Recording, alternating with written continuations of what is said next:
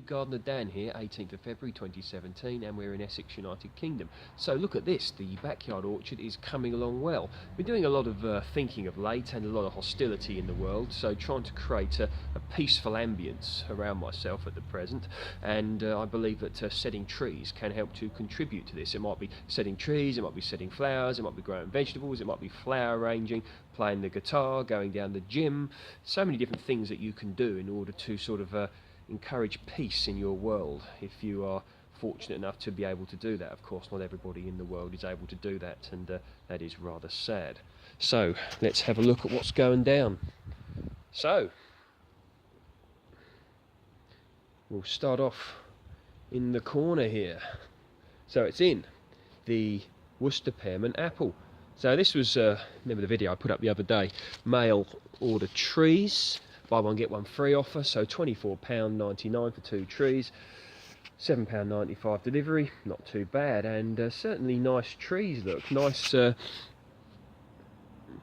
damage to any of these, which I'm very happy about, and we've got some nice growth coming out of here, so and the roots were good as well, so I am happy with this purchase. Of course, went into this the other day, but there you go, you can read that if you want. So Worcester Pearmain, and one thing I like about it is it came staked with these bamboo canes. I mean, they're not proper, you know, they're not massive stakes, but they are indeed, you know, a stake. So that should do it whilst the tree is small. So MM106, half standard tree, so it's got room to put itself out here if it wishes. Now this one here, I'm very happy with. Now I do like to keep the camera down here. I'm not going to show over the fence because I like to respect other people's privacy. So we're just going to go to here, look, and it does continue higher than the 6-foot fence.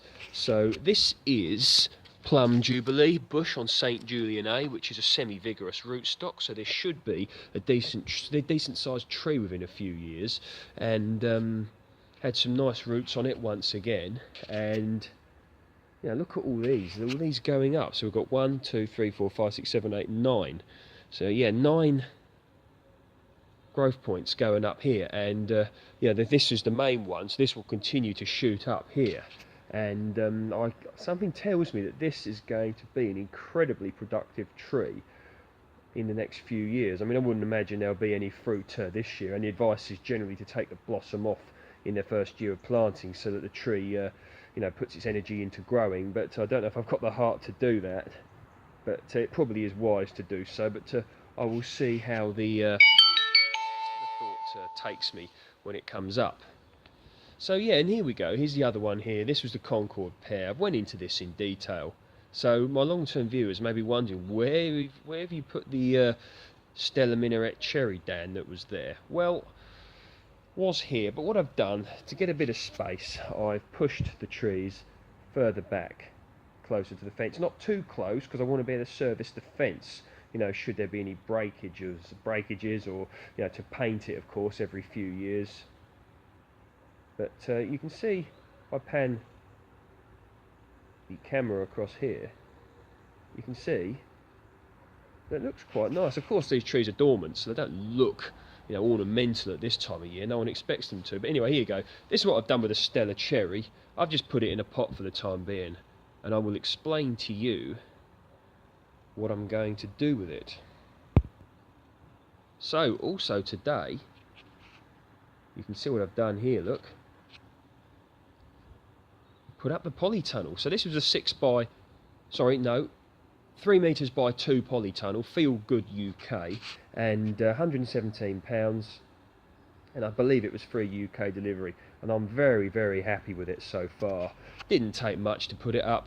Took a little bit of fiddling to get the door right, but you know, it's hinged and it works there. Just got to, when I put the cover on, I'm going to obviously put the cover on. This isn't the polytunnel in its entirety, but I like to think that you guys have worked that one out for yourself. But yeah, so what I'm going to be doing is fixing it to the ground somehow. I'm not exactly sure how I'm going to do that. You may remember the old polytunnel, where I used to do some other videos, that was secured into the ground with posts in, you know, concreted in. But I don't think it's necessary for a polytunnel of this size, but I'm going to do some thinking and planning about what I'm going to do with it. and in here I'm going to put the Stella Cherry minarette, probably up in the corner, because of course one reason is I need a place to put it, another reason is it'll keep the birds off, because of course one issue with cherries is birds, and you know, we don't want to get decent crops and the birds to run away with all of them. And also in here is going to go the peach tree.